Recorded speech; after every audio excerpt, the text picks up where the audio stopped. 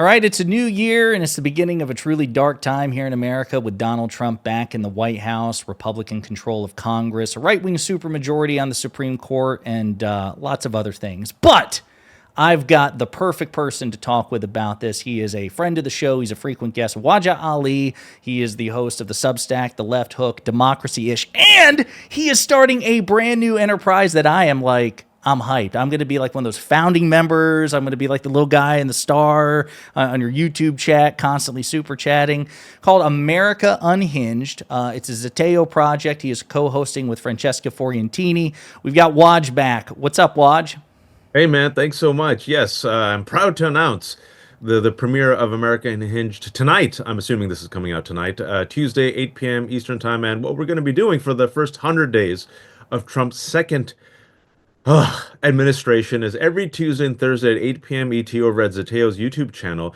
Francesca and I, and if you don't know Francesca, she's fantastic, smart, sharp, funny, progressive commentator, and also a comedian. We're going to be unpacking the news, but we're not going to bend the knee. We're not going to sanewash the misinformation and cruelty, and we never ever kiss the ring. So while everyone else is calling Elon Musk's Nazi salute as an exuberant display from an awkward man, or or a Roman salute, we call it for what it is, a Nazi salute, and we break down why we think it is a Nazi salute based upon his actions, his behaviors, his rhetoric, his support for Nazi content. So if anyone wants to see, hopefully like a rundown without losing your mind of all the chaos and the flooding the zone, a term that Steve Bannon used, that Stephen Miller and Trump are committed to doing, to undoing our democracy, but in a way that gives you some levity and hope as well. Tune in to America Unhinged, Tuesday, Thursday, 8 p.m. ET.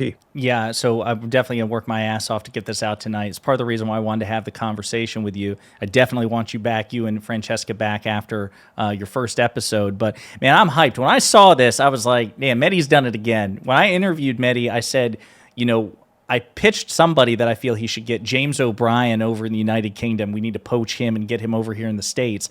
But this is a brilliant, innovative idea because I follow Francesca's work ever since I saw her on Piers Morgan. That's how I was introduced to you. And yeah, hilarious comedian, progressive commentator, and like you, she's a ball buster and a shit talker. And so this is like a good, an inspired matchup. Can we expect a lot of shit talking? Yeah, the funny thing is, you call me a shit talker, and I always say, I'm a nice guy. I'm like a middle-aged dad who drives a Honda Odyssey minivan, but there is something about me going back to my CNN days. We talked about this on your show last time. You gave me a compliment that no one ever has given me, or like you gave an observation. It's like, you're a good debater. And I'm like, I am? I hate debating.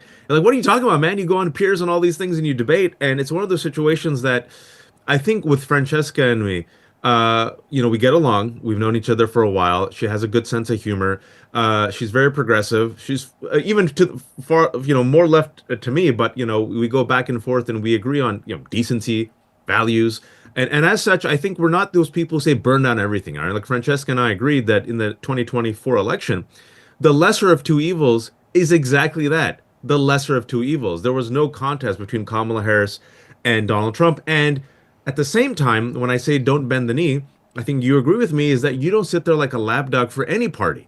When Democrats mess up, you push them. You call it out. When corporate billionaires are bending the knee, you push them. You call it out. When Republicans are doing terrible things, you push them. And that way, you show to your audience, and I think you reveal to yourself and your family and your kids, you're a person of intellectual and moral consistency. So I find Francesca is one of those people, you might disagree with her, but she has a type of moral, intellectual consistency, and both of us kind of have a sense of humor, and we just can't help it. We were talking about this yesterday while we did a live town hall for Zeteo. It was me, Mehdi, Prem, who's a great journalist, and Francesca. That inner, that inner voice that tells you, maybe let this one slide. And I'm like, I can't. It's Elon Musk. He is doing a Nazi salute. You can't. I think we're the people who, when people say be civil, we're the ones who are like, mostly. No. Listen, I love it. I've loved that energy from the very beginning, and I'm glad that that's going to be a major thesis of America Unhinged. Obviously, you're going to have a lot to play with. Donald Trump has been president for 24 hours, and 1,500 pardons to January 6th insurrectionists. What? He revoked an executive order which will effectively, as a consequence of what he's done, enhance, it will raise prescription drug prices because he rescinded one of President Biden's major executive orders lowering prescription drug prices. What the hell is going on in this Trump administration? This is, I mean, look, we can be shocked. We shouldn't be surprised. Why? Because I take Donald literally and seriously. He told you exactly what he was going to do. And a lot of Americans, unfortunately, I'm sure you've talked to them as well. Even the people who didn't vote for him, they're like, yeah, he's not serious. Or what I heard from folks is, the guardrails, it'll stop him. And because you and me, because we're masochists and we follow this 24/7, we're like, no, they won't. He is serious. This is a brand new ball game. It's Project 2025. They've learned from their mistakes. Even the Republicans in the past who had some fidelity to the Constitution, they're purged. So he is doing exactly what he said he's going to do, right? I'm sure you saw his inauguration with his wife, the Hamburglar. So funny. And listen, hey, kudos to her for that strategic hat placement. Did you see him trying to kiss her? And Yeah. bonk? Yeah, no, it was the most awkward. And what's funny was I remember people saying, like, why the hell is she wearing it? It was actually pretty strategic on her part. She knew what she was doing. She actually, Like, I'm going to cover my face and I'm going to block this Vulgarian from trying to kiss me. But look, he said everything. It was a redux of 2016. It was like just an update of the American carnage speech without the carnage. He gaslit all of us. He goes, now, America is going to be great. The great reign begins. And I'm like, bro, weren't you president for 4 years already? Like, where was this then? Oh, yeah, you lied to us during a once-in-a-lifetime pandemic that ended up killing over 1 million people. You knew how dangerous it was. Bob Woodward has you on audio, but because I live in the United States of amnesia, no one cared. And you told us to inject bleach and sunlight instead of taking vaccines. By the way, what's really interesting, Josiah, people always say, well, the whole cult is with Trump, right? It is. He could say jump and they'll jump. You know, the one time in the past 9 years, the only time the that vaccine. turned on him? The vaccines. That was the one time. And that's why I'm saying this. What's interesting to me, and it actually ties into, in a roundabout way, not only the observation you just made, but also your co-host, Francesca, because, we've seen the Young Turks, and we see Anna Kasparian in particular, and others as well, Cenk Uygur, unfortunately, giving the benefit of the doubt to the MAGA movement in ways that I think is just, it's totally absurd. Could they be right? I suppose, but it's an article of faith. It's not found in any sort of evidence because, to your point, when has there been any sort of genuine MAGA rebellion from Donald Trump? The one and only time was on the vaccine, and Trump was quick to drop it. If Trump has one talent, it's recognizing what works with his base and what doesn't. And so this idea that, he can do things and MAGA will hold him in check, it's absurd. Marco Rubio is a prominent neocon. He's now Secretary of State. You have Elise Stefanik, another prominent neocon, and Mike Huckabee, who are not exactly advocating for peace in the Middle East. I think they're basically exact opposite. Precisely, and we don't see. I've not seen. Have you seen a MAGA rebellion? No, so there's no. That's the thing. There's no MAGA rebellion. I think they wholly belong to Trump. If Trump all of a sudden now says intervention, they'll say, yes, intervention, right? This is a man who said America first. This is a man who said won't intervene and just, said, I'm going to make Gulf of Mexico, Gulf of America. We're going to retake Panama Canal, which, by the way, is operated by Panama, right? He's going to do trade wars with Canada and Mexico. I'm sure you've been seeing that the ceasefire, what ceasefire? Temporary ceasefire, right? He's going to remove the sanctions on the settlers. He's paving the way for the entire West Bank to be annexed, right? Miriam Adelson. I should say too, Waj, correct me if I'm wrong, but I think Elise Stefanik's confirmation hearing was today, and I didn't get a chance to watch it, but I saw a thing go viral where she was asked a question about whether Israel had some sort of like biblical entitlement to the West Bank. Biblical right? And she said, yep. So, what's going to be interesting though, but I will say this, Josiah, what the base belongs to him. And I called out Anna Kasparian when I was on your show for the first time, right? I predicted this. It's just accelerated. And I believe in Cenk, if he's sincere, you have to make alliances with them. And, they have the majority and I have to go there and see if I can win them over and we can find some common ground. Admirable. I've been following this for 9 years.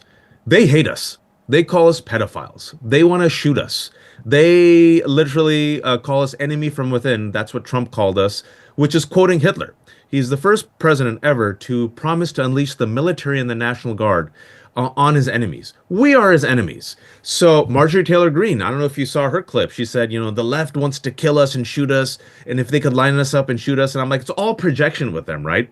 So at the end of the day, if they're a cult for Trump, and furthermore, their reason of being, and I'm sure you watch their news like I do. What's their first and major reason of being? Own the libs. A Yes. synonym for that is, as Adam Serwer said, the cruelty is the point. Now, let me give you a fissure. Let me give you some hope here. The fissures exist. And the fissures exist right now. You saw a little cleave. Elon Musk, the billionaire, versus Steve Bannon, the out and out nativist. That's a fissure. The other fissure of America First is there is a part of that base, the young base, that really wants America First, meaning do not send money to Israel. Now, we're going to send money and bombs to Israel, another fissure. And then the third fissure, which is my prediction, and which is why I don't want to sit there and like slap hands with them and lock arms with them, is I believe these policies are going to be disastrous. And it's going to be about 6 to 7 months. Let's give it to the summer. My prediction, I've been wrong before on things. I've been right before. I'll come on your show. I think the poo-poo is going to start hitting the fan in the summer. And I think people are going to be like, wait a second. I thought tariffs would help the price of my eggs go down. Why did the prices go up? And climate change, right now it's hitting California. It's going to hit Montana and Texas and Florida, right? Clean air, clean water, corruption, the pettiness, the vulgarity, the violence. So my prediction, I'm curious to hear your thoughts. I say give it to the summer before you see them turning on each other. So what's interesting is I hesitate to make a prediction because I'll be honest with you, Waj, and I don't know if you and I talked about it, but I have spoken with others like Kyle Kalinske and Brian Tyler Cohen about this, which is my fear is we have to acknowledge that Donald Trump is the luckiest man in the history of American politics. He just really is. Like there is a reason to believe that he's Teflon Don. And my concern is that he's going to somehow, with a blindfold on, manage to, I think what is the martial art attributed to Jackie Chan, like drunken kung fu or whatever? Yeah. Like he's drunken master. Yeah, drunken master, where he's going to make his way through this minefield somehow. So I hesitate to make a prediction. What I do believe, though, is that those fissures will not totally cleave the MAGA movement without our help. And what I mean by that is Democrats have to get on the ball and have to relentlessly message. Like today, for example, Donald Trump officially broke one of his biggest campaign promises just today in his first 24 hours in office. What was it? He promised he would end the war between Russia and Ukraine in 24 hours. That was not a fringe promise he made. He persistently made that commitment on Fox News, Newsmax, elsewhere. 24 hours have elapsed. The war is still waging. Some people would say, well, you can't take him literally and seriously. You and I agree. He's the president of the United States. His words matter, and we are going to hold him to his promises. So every elected Democrat and every Democratic social media account should be saying, major promise broken, day one. They should be blitzing social media, TikTok, YouTube, Facebook, on Twitter, talking about the price of eggs. First day in office, what are the price of eggs under Donald Trump? And then have a Trump sticker saying, I did that. This is what we should be demanding. I think so many elected elected Democrats think facts speak for themselves. They have not, they do not, they never will. And we really need to get on the ball. Well, you got Joe Biden, who spent the past year telling us that Donald Trump is an existential threat to our democracy and a fascist, deciding to ride in the motorcade with him to the Capitol, where 4 years ago, Donald Trump's supporters, who are now pardoned, smeared shit in the Capitol and tried to hunt and assassinate Mike Pence and Nancy Pelosi. I don't know if you caught this, but then Joe Biden turns to him and said, welcome home. This is the Democratic Party that is, and it was so painful that it happened on MLK Day, because I'm sure you've read that MLK's one of, I always go back to on MLK Day, the letters from Birmingham jail, where he excoriates in particular the white moderate. The feckless white moderate, yep. The feckless white moderate. He goes, yeah, you got the Klansmen and you got the racists, but it's the white moderate who prefers order to justice, a negative peace without tension to a positive peace, right? And I sat there and I'm like, why did all these Democrats come there and normalize what is an absolutely abnormal situation, right? In the front row were the billionaires, behind them was Trump's cabinet, you had Joe Rogan, you had Dana White, and you had the Capitol where 4 years ago, we remember, His followers now, who are all pardoned and their sentences are commuted, tried to overthrow a free and fair election. And the type of energy that I wanted Democrats to show was the energy that I saw from AOC, where she went on Instagram, and I think you did a video on this, where she goes, people have been asking me, will I go to the inauguration? Will I go to the inauguration? No, I don't celebrate rapists. And then you got Schumer with his, what, 4,000 followers, like with this friggin' outdated message that, like, literally by the time I got to the fourth line, I was like, he was like, we're committed to order and bipartisanship. And I think you and I agree. And I've said this before, and Francesca agrees with me. The Democrats who become the fighter, the Democrats who have their ear to the ground and listen to the grassroots, the Democrats who call this out and message accordingly, those Democrats I think will be rewarded. And you're going to see, speaking about the cleave, you're going to see, and you're already witnessing the cleave in the Democratic Party, the lowest approval rating of the Democratic Party, because Democrats stayed at home because they're saying these people don't represent us. And now you got Dingle, the head of communications. I haven't heard from Dingle. You could have had Jasmine Crockett. They chose Dingle, who's in her 70s. You have Jerry Connolly as the oversight committee ranking member over AOC, a young 74-year-old, diagnosed with cancer instead of AOC. AOC has 4 million people following her. Jerry has 4,000. And, you know, I'm sitting here thinking to myself, remember that quote, Charlton Heston, the NRA quote, they have to pry this gun from my dead cold hands. Like, I see Nancy Pelosi, Schumer, Connolly, and I'm like, this is, I know some Democrats might not like hearing this, but I try to be fair. Older, white, wealthy. They also hate the woke. They are literally repeating Republican talking points. They hate the DEI. So you're going to see a cleave, Josiah, and I think the fighters, and listen, to be fair, Chris Murphy, you see him like kind of change his tune a bit.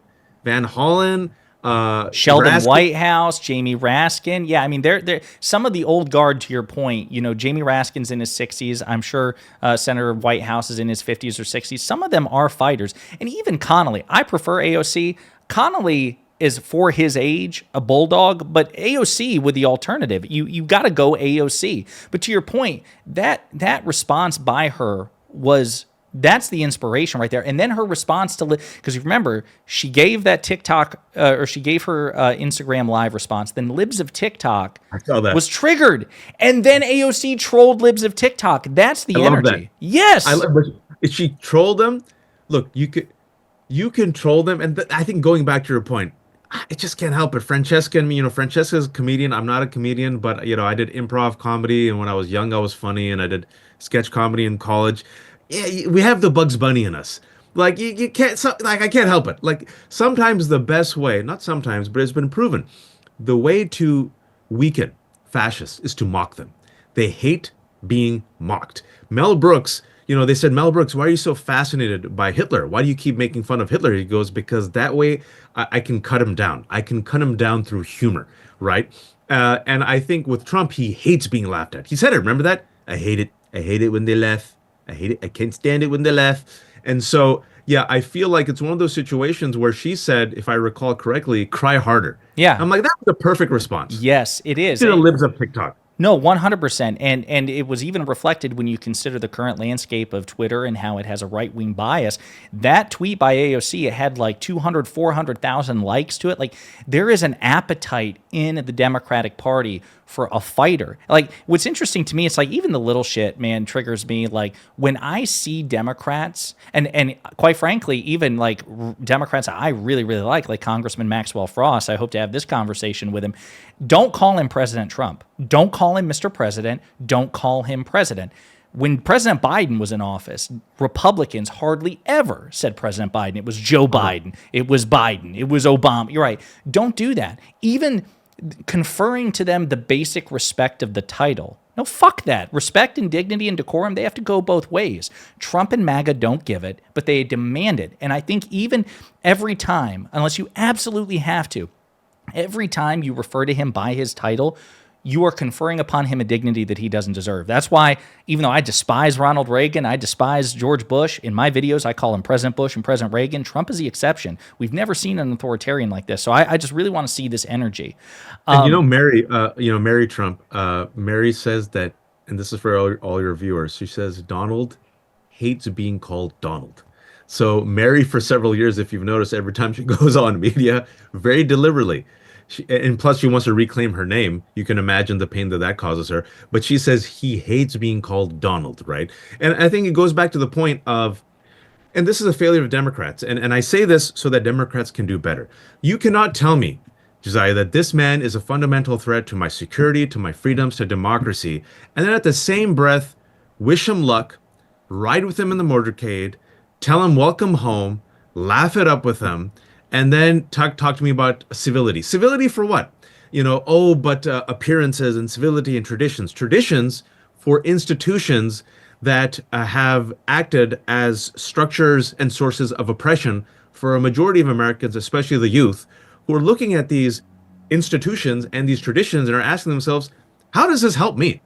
I'm a woman. I just lost control and rights over my, body. How does this help me?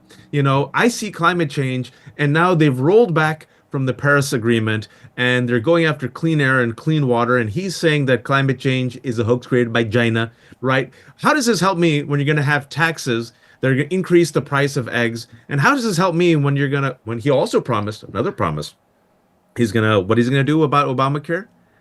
He's going to repeal it and replace it. All right. So how does this help? How does this adherence to norms and civility help you and me, Josiah, and our children? It doesn't, especially when, again, the other side violates it. I wish we lived in a West Wing style universe, but we don't. We live in the real world where we're dealing with an authoritarian party, and we've got to get our shit together. Last question I have for you, actually two, but the last one, as far as tonight goes. So tonight is the inaugural episode of America Unhinged, and I should say, you're not bringing the unhinged. America is currently unhinged. You are merely shining a light on it. What can people expect from this inaugural episode? Do you guys have, kind of a vague idea what you're going to talk about? Is it truly improvised, since given your improvisational background and that she's a comedian? What can people expect? So believe it or not, we actually have a producer. We've actually, it's going to be informed commentary. We're going to talk about the news of the day. We have some nice graphics and videos. We're going to talk about how, everything, and it's live, so that's why it's so cool, because crazy shit's going to happen in the next 3 hours, and we'll talk about it. But I do want to talk about the sane washing of Trump's inaugural day by mainstream media and corporate media, like you were talking about, right? No one called them a convicted criminal. No one mentioned the impeachment. No one mentioned the January 6th riot. Jake Tapper at CNN was like, relatively to 2016, this was a normal campaign. I'm like, bro, he said Haitians are eating are eating cats and pets. What are we doing here, right? And then we're going to talk about Musk's Nazi salute and the sane washing, right, of the right wing, and how the right wing has now called it, what do they say? Throwing out his heart to the people, right? And then I want to talk about some of the executive orders. And like you mentioned at the start of the show, that I think people are glossing over the consequences of him pardoning nearly 1,500 violent insurrectionists, what that means for our national security, right? What signal that sends. And the word I'm going to use, and I'm going to use on your show, spoiler alert, is he has his own red shirts. Mussolini had his black shirts, and Hitler had his brown shirts. He has now his red shirts. And I also want to talk about, I know Francesca is very passionate about this, is one of the first things that he said yesterday, if you remember, was this just ridiculous attack on trans people. There's only going to be two genders. Like, people are starving, bro. But there are more anti-trans bills, Josiah, than trans professional athletes. And that bait and switch that the Republicans do worked yet again. They went after black crime. They went after the welfare queen. They went after Muslims. They went after gay marriage. They went after Latinos. And this election, Elon and Republicans spent $140 million on anti-trans ads. I don't know if you watch football like I do. I saw that every Sunday, and I'm like, this shit's going to work. It sadly worked. And lo and behold. And the reason why Francesca and I want to talk about that is, let's be honest now. We try to be honest. In many religious communities, ethnic communities, that messaging worked. They voluntarily gave up their freedoms to attack 1% of the population trans. And then within a day, we're finding out, oops, you're next. It's happening already. And that's usually the case. We've seen it. I mean, that we've had literature and poetry going all the way back to the Second World War about first I didn't speak up for the Jews and so on and so forth. And I'm really excited to see what you guys have to offer. It's Monday. It's, you said it's Tuesdays and Thursdays every week for the first 100 days. Yeah, Tuesday and Thursdays, 8 p.m. live, and we have some fun segments. There's a fun segment yeah, I came up with it, and Francesca really liked it, so I'll keep it there. I think you will like it, and we're gonna have engagement with the community. So we're gonna be asking you questions. You're gonna be asking us questions. We're gonna be doing polls about what you want to hear about, and so it should be fun. I think it'll be informed, a commentary, facts matter, but we're gonna have a loose, kind of smart, engaged conversation. So my hope is that you're in our living room and drinking chai, listening to us. That should be the vibe. Well, I'm definitely excited. And I saw that Josiah is at like 488,000. Come on, peoples, get him to 500,000 subscribers. He needs to get to 500,000. He's almost there. I know that's the next goal, man. It's the next benchmark, bro. I appreciate it. I hope you have a great rest of your night, and we'll be talking soon. Thank you.